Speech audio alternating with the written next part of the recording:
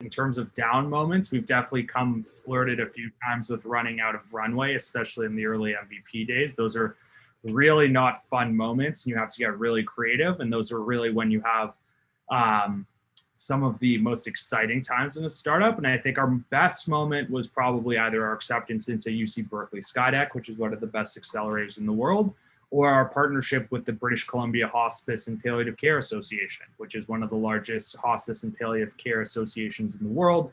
And we essentially provide our services to hospices and palliative care centers, as well as children's hospitals in the entire province of British Columbia, which is something we're very proud of.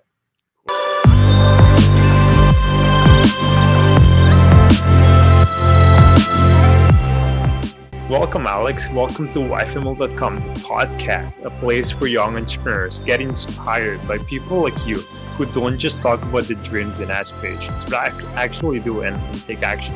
So today we have Alexander Jivov. He is joining us from Toronto, Canada, and he started Hopeful. He'll explain later what it is, but he's helping nonprofits monetize their socials, right? So yeah, why don't you go ahead and explain us a bit what you've done so far and yeah, a bit about your background. Absolutely, and thanks for having me, Roger. I'm really excited to be on today. So, Hopeful is the first social fund tech fundraising technology platform that specifically allows charities and nonprofits to get active on all major social media channels, even if they have lack the capacity rather to be been doing it previously.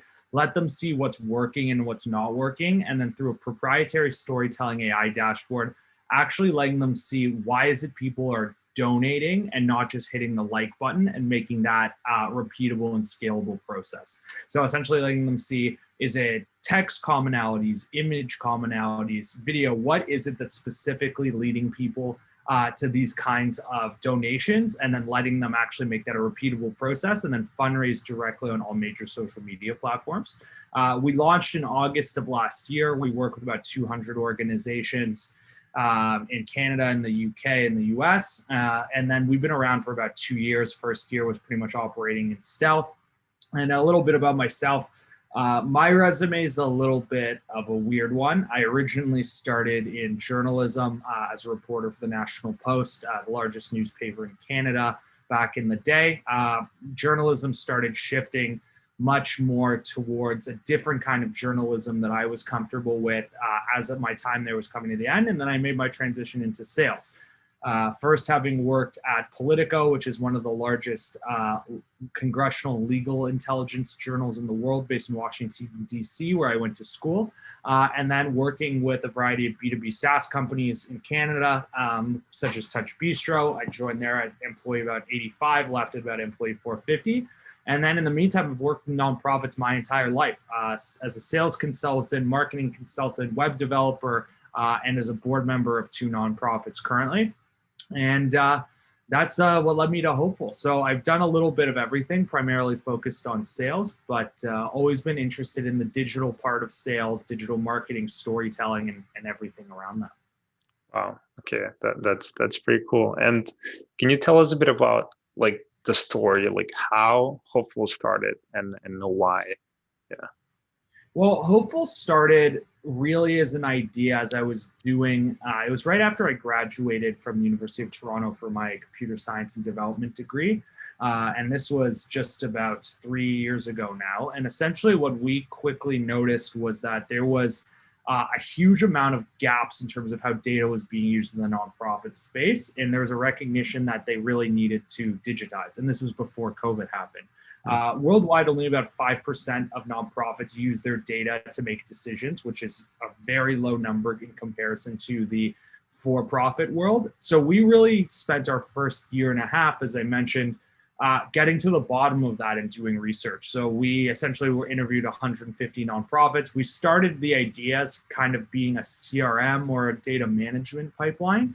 But over time, it became apparent that the thing that was really missing in the space was something to handle social media, but handle it in the specifically nonprofit and impact way. So there is no one that does what we do in the nonprofit and impact space. And that's, we basically reverse engineered Hopeful from product market fit interviews into what it is today. Oh, wow. And do you think that there's room for like in the future to expand to for-profit organizations, or you're going to stay in the nonprofit field? Well, we've already expanded into the higher Yeah. education space. We definitely think that there's a lot of opportunity to be going into new verticals, but this is something that we really wanted to start an impact business first and foremost, do some good for the world, but in a non-traditional impact startup way, because by working with nonprofits, we have a little bit of an impact in many, many different causes rather than focusing on one specifically. Yeah.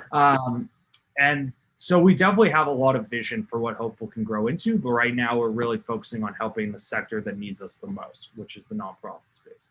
Okay. And do you think that, so you mentioned you are on the board of two nonprofits, right? Mm-hmm.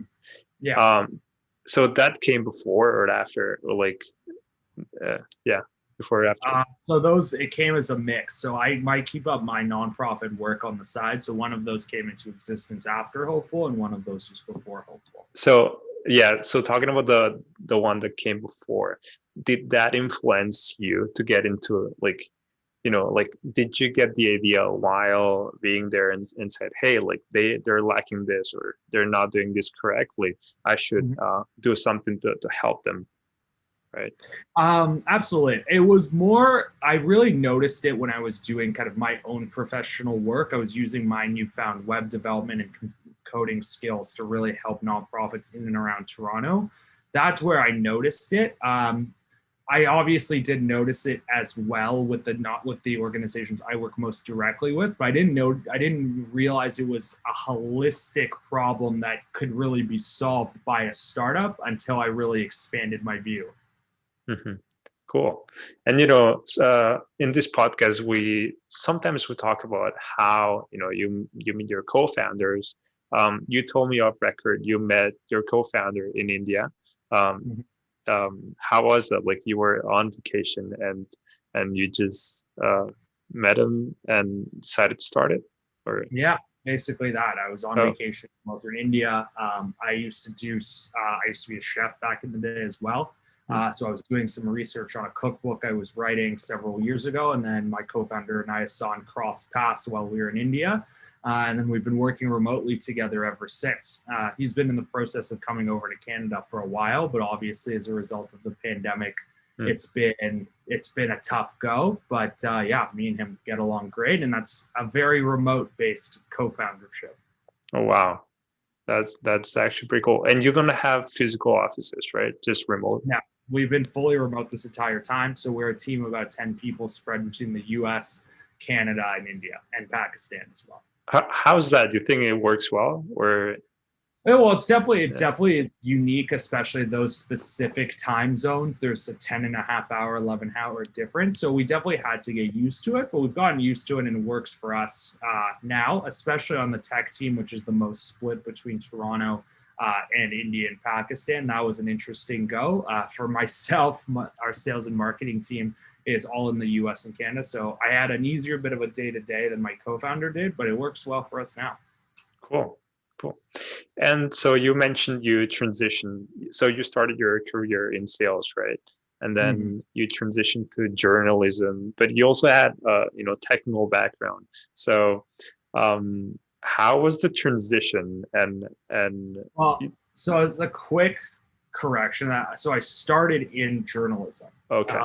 Journalism in a lot of ways is its own kind of sales. I like to think about it because it's all about storytelling, right? Everything, I've always been very adamant about other interviews I've given as well, is that it all comes down to storytelling and the kind of stories you give. It all comes down to sales. Sales is all you telling a story with a specific objective. Journalism is telling a story for the objective to inform. That's what a lot of human society comes down to, is how effectively you can tell your story. So it wasn't too big of a transition in terms of a career, as a transition in terms of how I thought about the stories that I told.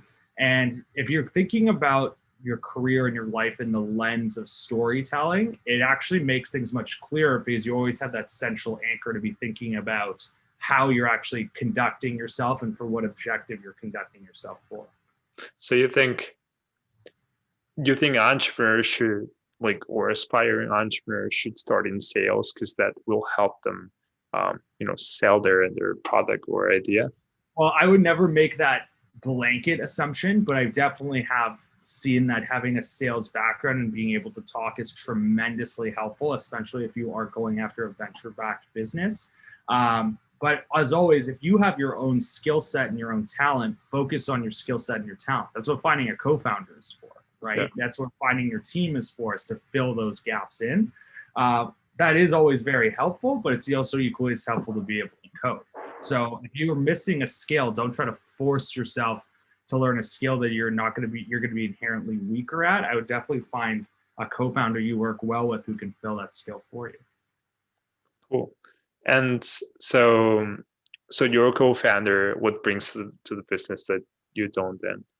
Well, he's our chief technology officer. Okay. So the man's a wizard when it comes to everything tech. He's done a lot of amazing work, not only building out the original vision we had for our product, but beyond that. So we're basically a yin and yang situation here, where we fill two halves of the whole.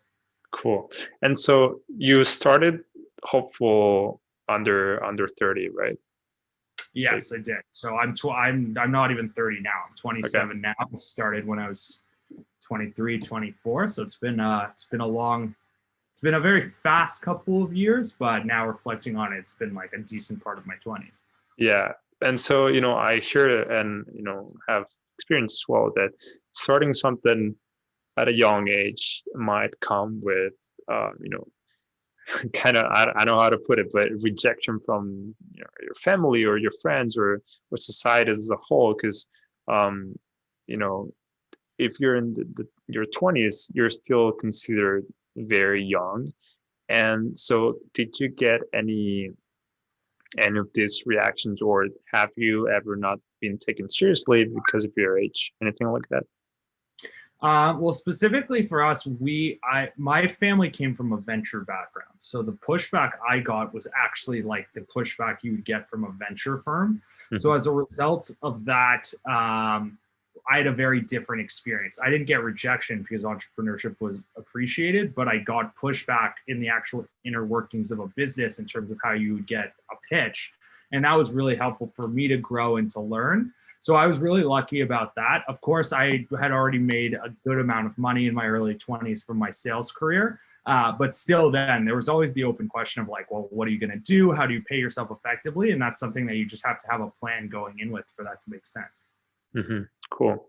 And so now that you just mentioned your family come from the VCs and stuff. So how, and I read you raised 400,000 Canadian dollars. Mm-hmm.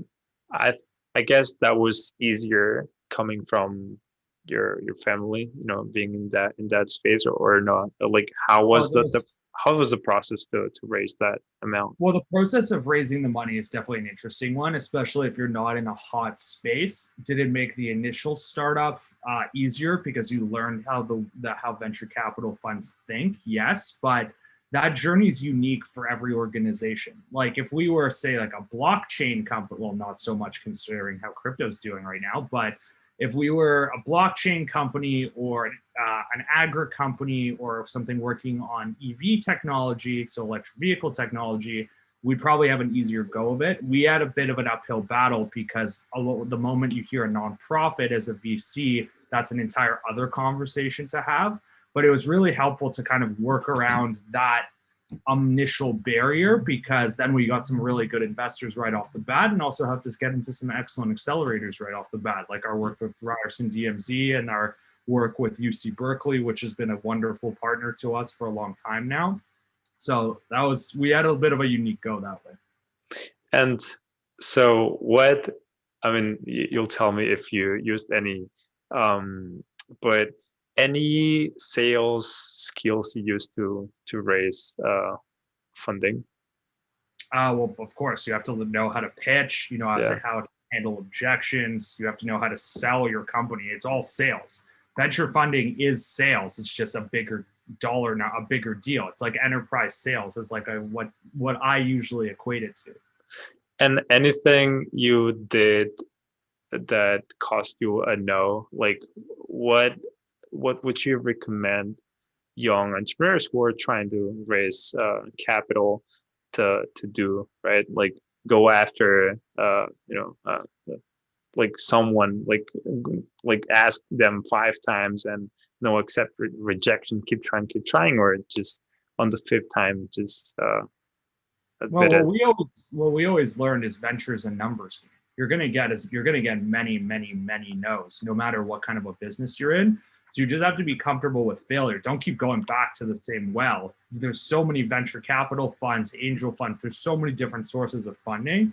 You just have to keep going after all of it and see what ends up being a good fit. That's all it is. It's really just creating that pipeline and making that effort. And it's as simple as that. If I had any kind of like pearls of wisdom, I would give it, but it's just that basic. Is go after it, have as many conversations as you have, and it'll work out.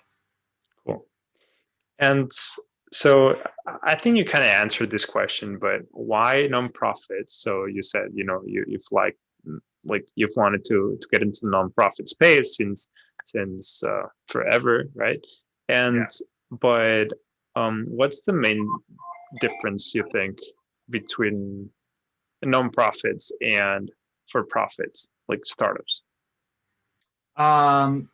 So in terms of the difference between for-profits and nonprofits, nonprofits, there's a lot of differences, and I don't even think we have the time to get into all of them, but you also have to realize that nonprofits are organizations that are really constantly in a state of their fighting for their own survival.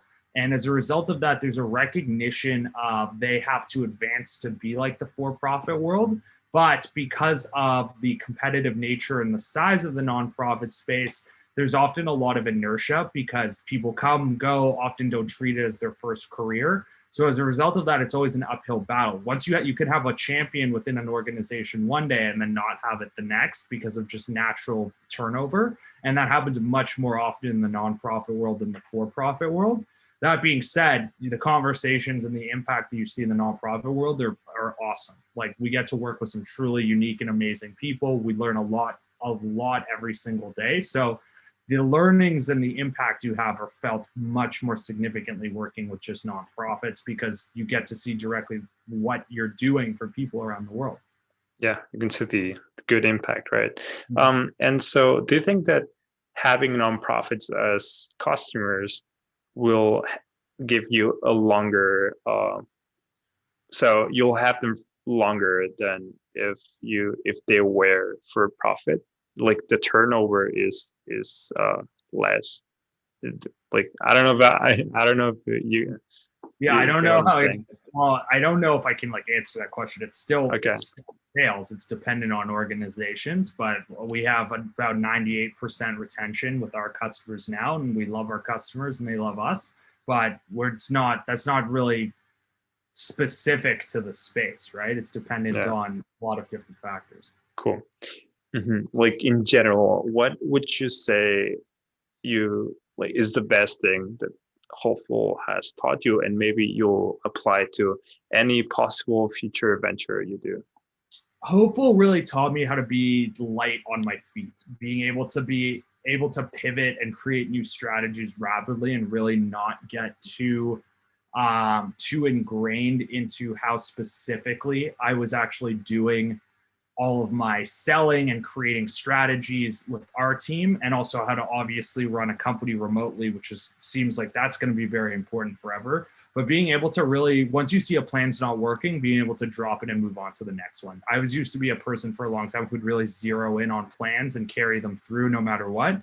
Now I'm much more flexible in terms of the things I think about, and the way that if I see something that's working early on, I'm going to drop it and I'm going to try something new and really experiment much more. That's, I think, also key for startup founders in general, is experimentation. Take more risks. And have you pivoted, or you told me, right? It used to be a CRM kind of platform, right? Well, that wasn't a pivot. That was more general product market fit. We've pivoted in terms of how we've accepted revenue, expanding from a SaaS startup to doing payment processing, and now looking at consultancy. So we've definitely done quite a few jumps. We haven't done any kind of hard pivots, but that's because we spent the first year and a half just figuring out what our fit was. And if we hadn't done that first year and a half, there would have been a lot more hard pivoting involved. And that year and a half, that was the MVP, I guess. You were exactly. That was our MVP. Cool. And taking into account startups, to find an exit, or at least to go public, um, it takes them 10 years. So imagine 10 years from now, um, you want to start something else, right? You want to get into a new venture. What would that venture be like? In what space, or what kind of thing you like? So I thought about this, and I know we've discussed it in the past. I honestly don't know. I very much so focus on the ventures I'm focusing on now. There's a lot of very exciting technologies that are going to be coming online, especially in the quantum realm, and quantum computing and quantum AI. That's something I'm looking at, of course, with blockchain and cryptocurrencies here to stay. But in terms of specifics, I don't know. I'm very much so focused on what Hopeful does and the impact Hopeful can have. And that's something I'm really excited for the future. So let me change the question then. How, where do you think Hopeful will be in 10 years? I know it's a long time, 10 years. Well, let's say 5 years. Well, my issue with that question is that startups, it's impossible to tell, right? Yeah. Startups is one of the craziest rides you'll ever have as a career. So it's the same as if you get a question, where do you see yourself 5 years from now? We never thought we'd see a pandemic come from nowhere, right? So I can't give an answer to that question, because if I knew that answer, then my job wouldn't be as exciting as it is. You got to be able to lean back and just really control what you can control for, and then just kind of let the journey go by. So I have no idea. I have really no idea, and I'm just excited to see how it plays out. Exactly. That's also the fun part of it. Yeah. And so if you had to start Hopeful again, what would you do different? What would you do different? I would definitely have done more studying in terms of pricing and how one actually monetizes effectively right out of the gate. We did a lot of work on what was the product need, but not the actual distribution strategy. We ended up building a great go-to-market, but the monetization on that go-to-market was something we quickly had to do a lot of work on. So I would have done a lot of that and really expanded the way I did my product market fit questions, and really made sure that everything foundationally in terms of your HR, your accounting, all those kinds of things, we really flew by the seat of our pants on that for a long time. And that caused a lot of annoying evenings and a lot of hiccups. That's something that getting those foundational things done, even with cheap and easy technology right out of the gate, saves you so much time as a startup founder. And it's always important to focus on that. So yeah, foundational elements, and make sure you got your pricing right before you launch. Before you launch, so did you change it after you launched then? We've changed it 3 or 4 times after we've launched as well, so we've expanded. Yeah, I think that's the normal thing to do, even though maybe it's not the right thing to do, but yeah, you experiment. It's something that we did.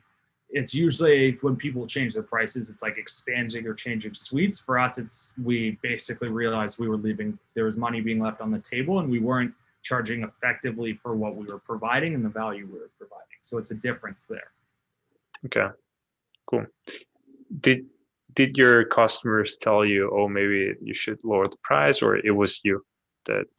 Well, no, it wasn't anything. Our customers, with nonprofits especially, it's something that was tricky to work with in terms of pricing, because it is a space that does like things to be free. So it was something we had to really analyze deeply internally and make those decisions on our own, and again, run experiments with. So on the flip side, we didn't have the luxury of the for-profit space where you can kind of test your pricing with your customers as much and get good results. But I still wish we had kind of done more internal studies of it up front, because that was a fun challenge to work through, and I learned a lot from that. But at the time, there was a lot going on there. Cool. And moving away from Hopeful now, and thinking of your career as a whole, right? What's the biggest down moment, but in a way, and what's the best one?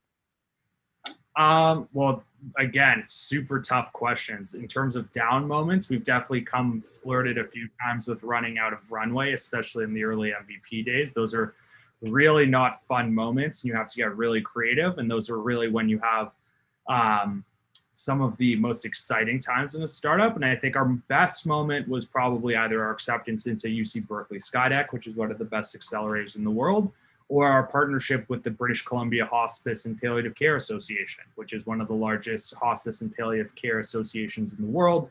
And we essentially provide our services to hospices and palliative care centers, as well as children's hospitals in the entire province of British Columbia, which is something we're very proud of. Cool. And so you mentioned Berkeley's Skydeck accelerator, but also Ryerson's DMC it's called? Yes, it is. So how did you get accepted into them? And was it your plan to get into accelerators at the beginning, or it just happened to well, be? the Ryerson DMC is kind of our local town accelerator incubator, and it's one of the best incubators in the world for very early stage companies. I personally our plan was to think about accelerators, but we got really lucky because I knew a lot of the founders who were in the DMZ. It got recommended to me highly when we were in the very early days. And the sign of a good incubator is if you make those connections before you go in and they help you on your early stage. And that's really what they did. And then with Skydeck, that was already when we were farther along. We had revenue in place. So that was more of a traditional interview process, tightening up the pitch, and then really making sure that we could, again, sell ourselves as to why we should belong. And then we are one of 14 companies, I believe, chosen out of several thousand applicants. So that was something that was a big high moment, as I mentioned as well. But again, it comes down to selling. You need to sell the vision of where things are going. And that's more than VCs, I would say, and other funding sources for accelerators, because they help you all the way through. Mm-hmm. Yeah. And so would you recommend young entrepreneurs to target accelerators, like to try to get into an accelerator? I would definitely say an incubator is awesome if you have one available, and that's what I'm talking about, like your very, very early stages when you need the most guidance, especially if it's your first time. That helped me a lot. This is my first company that I founded. On the accelerator side, that depends. If you're growing like a rocket ship already, maybe you don't necessarily need it. But if you're going out to like the West Coast and you're going to the Valley, those are some of the best way to build connections that you wouldn't be able to get easily on your own. So that one's a judgment call, but I always can recommend an incubator. Personally, with Skydeck, absolutely love them. Absolutely love the DMZ team. We're still in touch with both teams regularly. So it's a special place in my heart, but incubators for sure if it's your first time. Accelerators, depends. Okay, cool. Makes sense. And yeah, one of the last questions here is, so how did you leverage your connection? So, I know there's people that have problems with this, but at what point do you become spam to other people? Like how often you need to reach out to them? And yeah, I know like you were used to be in sales, so you must know like at what point you should stop, right? How often? Yeah. Well, generally, again, depends. Broad question. If it's like generally the cadence is once you reach out the first time, you have the first call, you follow up 2 days, 5 days a week, and then make a judgment call from there. But we always make sure to have our weekly newsletter. We have events regularly once a month. If you start feeling like you're spam, you're probably spam. That's the rule. Yeah. Cool. All right. And, the last question, I ask this to every single guest that comes to the podcast. And so, some hate it, some love it. What's the plan to conquer the world? And in your case, maybe it's to have a good impact in every part of the world. Well, we're not conquering the world. We're making the world a better place, right? Okay. So our plan right now is to really make sure we can get all the nonprofits in the US and Canada successfully raising money on social media, making sure they can get millennials, Gen X, Gen Z donors in front of them, getting them donating actively, because making sure the youngest generation is donating is one of the most important things and one of our mission statements at Hopeful. Once we have that underway, we think we're going to have a great, very easy time expanding into Europe and beyond. But really just focusing on having as good of an impact as we can, making sure we have events that are also providing charitable giving so we can give back to our local community beyond. And that's it. We're just trying to do as much good as we can, where good things pay good, essentially. Cool. Well, so thanks, Alex. Thanks for coming to the podcast. Actually, you're the first business that works with nonprofits that comes to here. So that was great having you here. And thanks for coming. Thanks for having me, Roger. Really appreciate it. And it was a great chat. Yeah. All right. Bye-bye.